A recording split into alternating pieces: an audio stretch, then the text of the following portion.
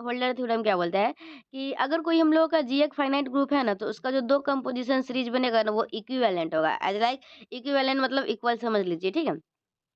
तो पहले आप लोगों से कोई पूछेगा जॉर्डन होल्डर थ्योरम क्या वो होता है? तो आप लोग बोलिएगा अगर जी हम लोग का कोई फाइनाइट ग्रुप है ना, तो इसका 2 कंपोज़िशन सीरीज़ होगा ना, वो इक्विवेलेंट होगा। तो याद रहेगा आप लोग का जॉर्डन होल्डर थ्योरम क्या होता है? दिमाग में बैठा लीजिए जॉर्डन होल्डर थ्योरम क्या होता है कि अगर हम लोगों का जी कोई एक फाइनाइट ग्रुप है, तो उसका जो कंपोज़िशन सीरीज़ बनेगा वो इक्विवेलेंट होगा, ठीक है? रटने की कोई ज़रूरत नहीं है, समझिए। तो हम लोग लिखेंगे क्या? लिखेंगे let G be a finite group then 2 composition series are equivalent, ठीक है? तो चलिए प्रूफ़ इसको करेंगे। तो इस थ्योरम को हम लोग प्रूफ़ करेंगे मैथमेटिकल इंडक्शन से, जो कि हम लोग इंडक्शन मतलब क्लास 11th में ही पढ़े थे और हम लोग बहुत सारा प्रूफ़ इंडक्शन की मदद से करते हैं। तो इसको हम लोग प्रूफ़ कैसे करेंगे? इंडक्शन की मेथड से। तो we will prove this theorem by induction on O G. हम लोग क्या करेंगे? इस थ्योरम को प्रूव करेंगे इंडक्शन ओजी पे इंडक्शन लगाएँगे, ठीक है? तो वही n इक्वल टू हम लोग कोई-कोई वैल्यू रखते थे और हम लोग चेक करते थे। तो हम लोग मान लीजिए कि जो हम लोग का ओजी और मतलब ऑर्डर ऑफ ग्रुप जो है वो n है, ठीक है? ऑर्डर ऑफ ग्रुप क्या मान लिए n। तो अगर हम लोग ऑर्डर ऑफ n माने, मान लिए हम लोग सबसे पहले n इक्वल टू 2 रखेंगे। जब हम लोग n इक्वल टू 2 रखते हैं ना, तो g के पास ओनली कंपोज़िशन सीरीज़ आएगा, ठीक है? अगर हम लोग का ऑर्डर ऑफ ग्रुप जो है वो क्या है 2 है, तो जी के पास हम लोग का ओनली कंपोजिशन सीरीज आएगा, जो कि किसके बराबर होगा? G not normal G one equal to G. देखिए ये जी नॉट है ना, तो जी नॉट के बाद जो हम लोग ऐसे ट्रायंगल की तरह बना है ना, इसके जगह पे आप लोग ये भी बना सकते हैं ऐसे G not is the subset of G one equal to क्या हो जाएगा? जी। ठीक है, तो हम लोग एक ये 2 एलिमेंट का हम लोग एक सीरीज लिए, तो क्या लिए? जी नॉट। ये नॉर्मल इसलिए लिख दिया गया है क्योंकि बहुत बुक में नॉर्मल भी रहता है, बहुत बुक में वो भी सिंबल रहता है। तो आपको जो सिंबल अच्छा लगेगा ना, वही सिंबल मैं इसको नॉर्मल नॉर्मल पढ़ के आपको समझाऊंगी, ठीक है? जी नॉट नॉर्मल है किसमें? जी वन में, तो ये किसके बराबर है? जी के बराबर है। तो थ्योरम जो है वो हम लोग का ट्रू हो गया n इक्वल टू 2 के लिए। तो अब हम लोग मानेंगे कि n से बड़े n 2 के लिए तो ट्रू हो गया। अब हम लोग मानेंगे n जो है वो 2 से बड़ा है, ठीक है? तो suppose that theorem is true for n is greater then 0। हम लोग मान लेते हैं ये जो थ्योरम हम लोगों का है वो n से बड़े के लिए ये ट्रू है। तो हम लोग क्या करेंगे? तो एवरी ग्रुप ऑफ ऑर्डर, तो मतलब अगर ये n से बड़ा है, ठीक है? तो n सबसे बड़ा, जो हम लोग का n है ना ग्रुप का ऑर्डर, वो 2 से बड़ा है, ठीक है? तो n कोई ना कोई मैक्सिमम नंबर होगा, तो जो भी ग्रुप का ऑर्डर होगा वो कुछ ना कुछ होगा, तो वो n से तो छोटा ही होगा, ठीक है? तो अब हम लोग 2 कंपोजिशन सीरीज मानेंगे, ठीक है? हम लोग 2 कंपोजिशन सीरीज मानेंगे, किस प्रकार से दोनों कंपोजिशन सीरीज? हम लोग जी का ही मानेंगे, तो जी का एक कंपोजिशन सीरीज मानेंगे हम लोग G not normal G one normal G two, इस तरीके से हम लोग का जी एन तक जाएगा और हम लोग तब तक लेंगे जब तक आइडेंटिटी ना आ जाए। और फिर एक दूसरा हम लोग कंपोजिशन सीरीज मानेंगे एच के फॉर्मेट में मान लेंगे, कोई भी कंपोजिशन सीरीज मान सकते हैं। तो H not normal H one करके हम लोग एक कंपोजिशन सीरीज मान लेंगे। 2 कंपोजिशन सीरीज मान लिए। अब हम लोग इसको प्रूफ करेंगे 2 कंडीशन लेके। एक बार कंडीशन लेंगे जी वन और एच वन आपस में बराबर है तो क्या हम लोगों का होगा, और जी वन और एच वन आपस में बराबर नहीं है तो क्या होगा? तो 2 हम लोग कंडीशन लेंगे। पहले इतना जितना तक लिखे हैं ना हम लोग, इतना आपको याद करवा देती हूँ। सबसे पहले हम लोग क्या किए? सबसे पहले हम लोग को प्रूफ करना था जॉर्डन होल्डर थ्योरम। तो हम लोग स्टेटमेंट लिखेंगे। स्टेटमेंट क्या लिखेंगे कि अगर जी हम लोग का कोई फाइनाइट ग्रुप है ना, तो जो उसका कंपोजिशन सीरीज होगा वो क्या होगा? इक्विवेलेंट होगा। फिर हम लोग इसको प्रूफ करेंगे। तो इस थ्योरम को हम लोग we will prove this theorem by induction on O G, ठीक है? तो ओजी पे हम लोग इंडक्शन लगाया करेंगे। तो मान लीजिए क्या कि ये थ्योरम जो है वो ट्रू है फॉर n इक्वल टू 2 के लिए। तो n इक्वल टू 2 के लिए अगर हम लोग का थ्योरम ट्रू है, तो जी के पास ओनली कंपोजिशन सीरीज होगा, जो किसके बराबर होगा? e equal to G not normal G one बराबर जी के बराबर होगा, ठीक है? तो ये हम लोगों का n इक्वल टू 2 के लिए है। अब हम लोग मान लेते हैं कि suppose that this theorem is true for, मतलब कि हम लोग लिख देंगे this is true for n equal to 2। तो now we suppose that n is greater than, this theorem is true for n is greater than 2 and every group of order is less than n। क्योंकि अगर n बड़ा होगा 2 से, तो उसका group का जो ऑर्डर होगा वो n से तो छोटा ही होगा, ठीक है? तो इतना लिख देंगे। इतना लिख देने के बाद हम लोग क्या करेंगे? इतना लिख देने के बाद, हाँ, यहाँ तक तो हो गया। हाँ, इसके बाद हम लोग क्या करेंगे? 2 कंपोजिशन सीरीज मान लेंगे, ठीक है? जी का ही दोनों कंपोजिशन सीरीज मान लेंगे। तो जी का एक कंपोजिशन सीरीज मानेंगे G not normal G one normal G two normal G three, इस तरीके से जब तक जाएगा जब तक आइडेंटिटी ना आ जाए। और एक जी में ही एक एच के वेरिएबल में हम लोग एक कंपोजिशन सीरीज मान लेंगे H not normal H one normal H two, इस तरीके से 2 कंपोजिशन सीरीज मान लिए। अब यहाँ से हम लोग 2 कैसा आएगा हम लोग का? एक बार हो सकता है जी वन और एच वन आपस में बराबर हो, और एक बार हो सकता है जी वन और एच वन आपस में बराबर नहीं हो। देखिए S1 अगर हम लोग लेते हैं कि किसी G1 बराबर H1 है, ठीक है? और देखिए 2-3 लाइन कहीं-कहीं आपको याद करना पड़ेगा तो उसको कर लीजिएगा, ठीक है? तो क्या है आप लोगों का कि G1 और H1 आपस में बराबर दिया हुआ है, ठीक है? G1 और H1 बराबर है आपस में, तो ये जो ऑर्डर ऑफ ग्रुप 1 है का है, ठीक है? जो G1 का जो ग्रुप का ऑर्डर होगा वो कुछ भी होगा वो जो ग्रुप ऑफ G जो ग्रुप है उससे तो छोटा ही होगा, ठीक है?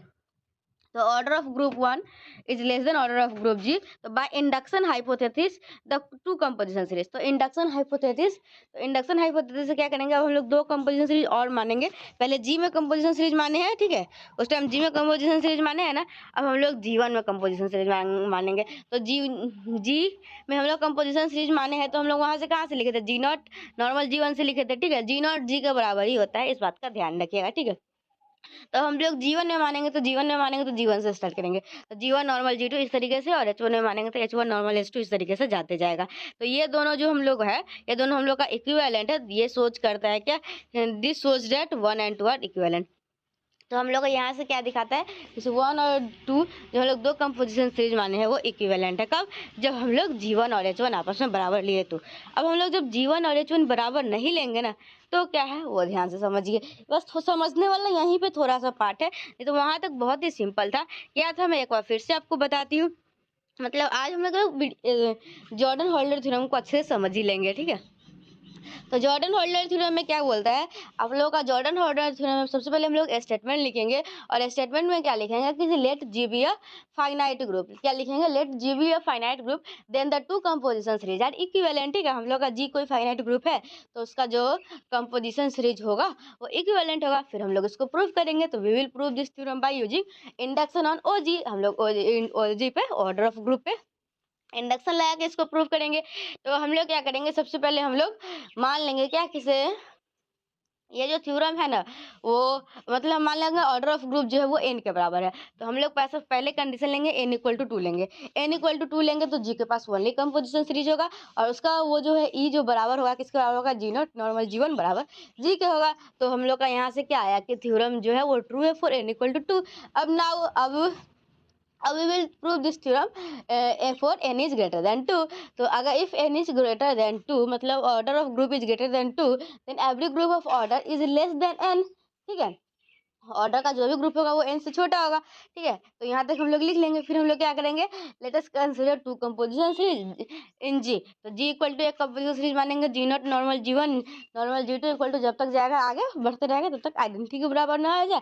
और ठीक उसी प्रकार से H में मानेंगे, G में ही मानेंगे H के फॉर्मेट में, तो H not normal H1 normal H2 normal H3 किस तरीके से जाएगा, दो कंपोजिशन सीरीज आ गया। यहाँ से दो केस राइज होगा। पहला केस क्या होगा, G1 और H1 आपस में बराबर है। दूसरा केस क्या होगा, G1 और H1 आपस में बराबर नहीं है। अगर G1 और H1 आपस में बराबर है, ठीक है, G1 और H1 आपस में बराबर है, तो ऑर्डर ऑफ G1 जो होगा ना वो लेस देन होगा ऑर्डर ऑफ G से। तो then by induction hypothesis the induction hypothesis we consider two composition series. अब हम लोग फिर से क्या करेंगे, दो कंपोजिशन सीरीज मानेंगे G1 में। तो G1 मानेंगे तो क्या हो जाएगा, G1 normal G2 normal G3 इस तरीके से, और H1 में मानेंगे, और G1 में ही मानेंगे H1 के फॉर्मेट में। ठीक है, लोग दो एक ही ग्रुप का दो कंपोजिशन सीरीज ले रहे हैं तो दोनों में G1 के इक्वल ही करेंगे। तो G1 इक्वल टू क्या हो जाएगा, H1 नॉर्मल H2 इस तरीके से आ जाएगा। ठीक है, तो यहाँ से हम लोग का क्या हो जाएगा, ये जो दो कंपोजिशन सीरीज है वो इक्विवेलेंट है। तो ये दिखा रहा है 1 और 2 जो हम लोग लिखे हुए थे शुरू में वो इक्विवेलेंट है। अब हम लोग जो केस 2 है इसी को हम लोग को समझना है अच्छे से। केस 2 क्या बोल रहा है कि G1 और H1, G1 not equal to है H1 के। G1 क्या है आप लोग का, H1 के इक्वल नहीं है। तो G1 H1 के इक्वल नहीं, तो चलिए कुछ हम लोग बात लिखेंगे वो ध्यान दीजिएगा। G1 H1 जो है वो नॉर्मल सब ग्रुप है G containing both G1 and H1। G1 और H1 क्या है, G1 H1 जो है वो नॉर्मल सब ग्रुप है जिसमें G1 और H1 दोनों कंटेन कर रहे हैं। Also G1 H1 are maximal normal subgroup of G। और जो G1 H1 है ना वो मैक्सिमल नॉर्मल सब ग्रुप है G का। ठीक है, जी का सबसे बड़ा जो मैक्सिमल जी का, देखिए G1 G2 G3 सारा का सारा सब ग्रुप है, जी का सब ग्रुप है। ठीक है, लेकिन जो मैक्सिमल है इसमें मैक्सिमल है, ठीक है, मतलब मैक्सिमम जो सबसे मैक्सिमम है वो G1 H1 ही है। ठीक है, तो इसलिए हम लोग लिखे हुए also G1 H1 are maximal subgroup of G. तो वी मस्ट हैव, तो G1H1 जो होगा, G1H1 या तो G के बराबर होगा, ठीक है। G1H1 जो है या तो G के बराबर होगा, नहीं तो G1H1 जो है या तो H1 के बराबर आ जाए या नहीं तो G1 के बराबर आ जाएगा, ठीक है। तो यहाँ तक आप लोग थोड़ा सा रिवीजन करने की कोशिश कीजिएगा क्या बोल रहा है, ठीक है। देखिए तो हम लोग क्या लिखेंगे केस टू में, केस टू में लिखेंगे G1 not equal to H1, case two में क्या लिखेंगे, G1 not equal to H1, फिर क्या लिखेंगे, G1 और H1 is a normal subgroup of G containing both G1 and H1 and also G1H1 is a maximal normal subgroup of G। फिर हम लोग लिखेंगे we must have G1H1 equal to G, otherwise G1H1 equal to H1 या G1। अब हम लोग यहाँ पे यूज करेंगे सेकेंड आइसोमॉर्फिक थ्योरम। आप लोग को सेकेंड आइसोमॉर्फिक थ्योरम नहीं पता है तो कोई बात नहीं है, टेंशन मत लीजिए, मैं हूँ ना। तो अब हम लोग सेकेंड आइसो थ्योरम कुछ इस प्रकार से लिखेंगे। देखिए पहले में दोनों दो इक्वेशन बनाएंगे, ठीक है। ऊपर में भी G लिखेंगे, नीचे में भी लिख लेंगे। पहला में G1 से डिवाइड करेंगे और दूसरा में H1 से, ठीक है। ऊपर में भी G लिखिएगा, इसको समझ लीजिए कैसे लिखिएगा, उतना ये वाला है ना, पहले ये वाला समझ लीजिए। वो देखिए यहाँ भी G लिखा है, यहाँ भी G, पहले वाले में G1 से डिवाइड किया, दूसरे वाले में H1 से। मतलब हम लोग को दो कोसेंट ग्रुप बनाना है, ठीक है, एक G/G1 और एक G/H1, ठीक है।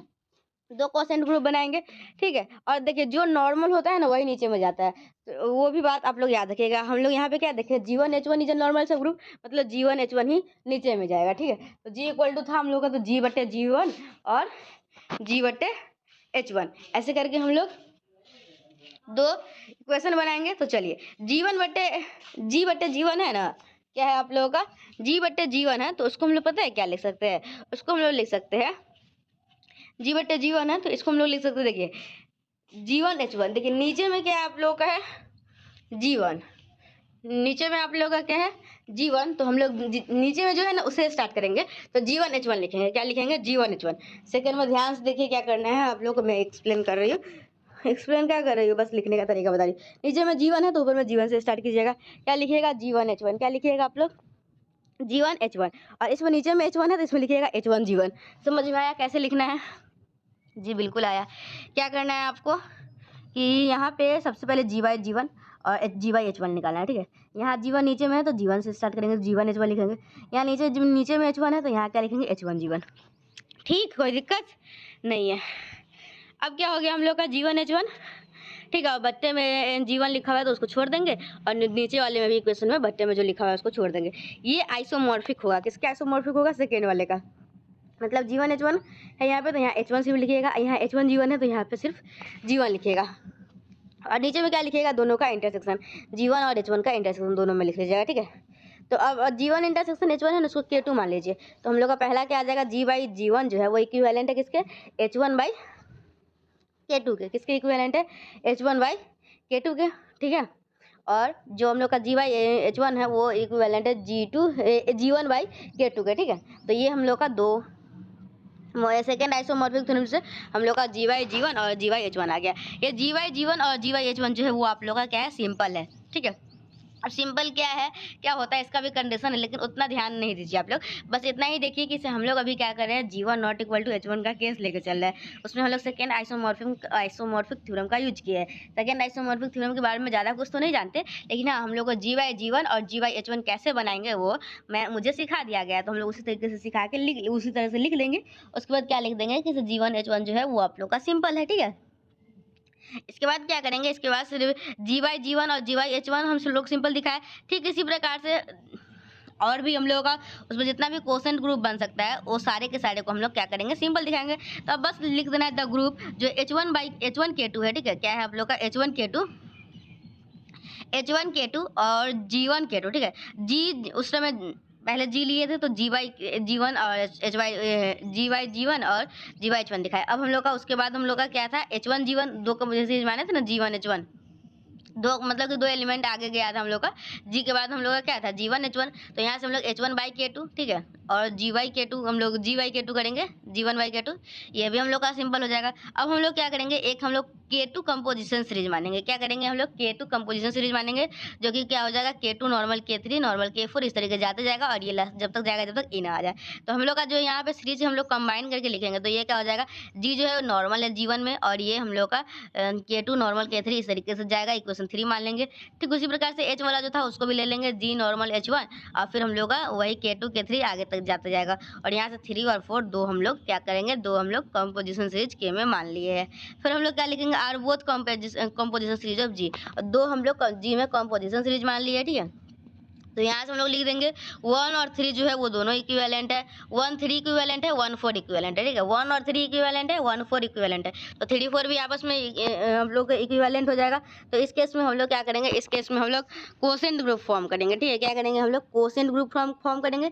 कोसेंट ग्रुप कैसे फॉर्म करते हैं वो देखिए, आप लोग देखिए, ये जो नॉर्मल है ना वो नीचे में जाता है, तो जी नॉर्मल है जीवन में, क्या है, जी नॉर्मल जीवन में है, तो क्या हो जाएगा, जी बट्टे जीवन। फिर क्या है, जीवन नॉर्मल के टू में है, मतलब जीवन बट्टे के टू। फिर के टू नॉर्मल के थ्री में, तो के टू बट्टे के थ्री। फिर आप लोग के थ्री नॉर्मल के फोर में है, तो के थ्री बट्टे के फोर, मतलब जो नॉर्मल है वो नीचे में जाएगा। तो इस तरीके से अगर आप लोग क्वेश्चन ग्रुप फॉर्म करना चाहिएगा, तो इसमें क्या बनेगा क्वेश्चन ग्रुप, इस ग्रुप में जी बट्टे जीवन, फिर जीवन बट्टे के टू, फिर के टू बट्टे के थ्री, फिर के थ्री बट्टे के फोर, इस तरीके से जाता जाएगा, और लास्ट में के टी माइनस वन बट्टे के टी। इस तरीके से आप लोगों का बन जाएगा क्वेश्चन ग्रुप। इसमें नीचे वाले में बनाना है कोशिश कीजिएगा, तो क्या हो जाएगा, जी बट्टे एच वन बराबर जी बट्टे एच वन, फिर क्या हो जाएगा एच वन बट्टे के टू, फिर के टू बट्टे के थ्री, और ज़्यादा ज़्यादा जाएगा के टी माइनस वन बट्टे के टी। ये आप लोगों का क्वेश्चन ग्रुप बन जाएगा। तो यहाँ से हम लोग क्या करिए कि ये है कि हम लोग यहाँ से दो क्वेश्चन ग्रुप बना लिए, क्वेश्चन ग्रुप आसानी से बन गया, कोई दिक्कत नहीं हुआ। फिर the first two quotient group are isomorphic in reverse order. जो आप लोग का फर्स्ट दो क्वेश्चन ग्रुप है ना वो आइसोमॉर्फिक है रिवर्स ऑर्डर में। तो for composition series the relation of being equivalent is an equivalence है। तो आप लोग का जो कंपोजिशन सीरीज में होता है रिलेशन ऑफ बीइंग इक्विवेलेंट, वो आप लोग का इक्विवेलेंस रिलेशन होता है। तो यहाँ से हम लोग का 1 और 3 बस एक दो बात बना देंगे या फिर लिख देंगे क्या, किसे 1 और 3 इक्विवेलेंट है। जो ये नहीं किसे पूरा लाइन बाय लाइन याद रहेगा ये, मतलब, लेकिन मैं फिर भी याद करवाई, आपको 80% याद रहेगा, 20% अपने से नमक मिर्च मसाला डाल के क्वेश्चन थ्योरम को कंप्लीट कर दीजिएगा, ताकि थ्योरम साथ देखने में अच्छा लगे और आप लोग का ये 10 मार्क्स का थ्योरम होता है और 10 में से 10 मार्क्स आप लोग उठा सके, ठीक है।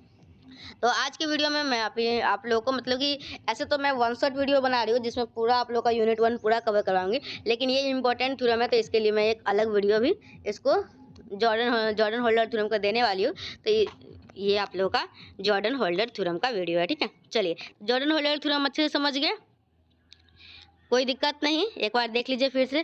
क्या है कि state and proof Jordan holder theorem. Jordan holder theorem क्या बोलता है कि जी कोई हम लोगों का फाइनाइट ग्रुप है, उसका जो कंपोजिशन सीरीज होगा वो इक्विवेलेंट होगा।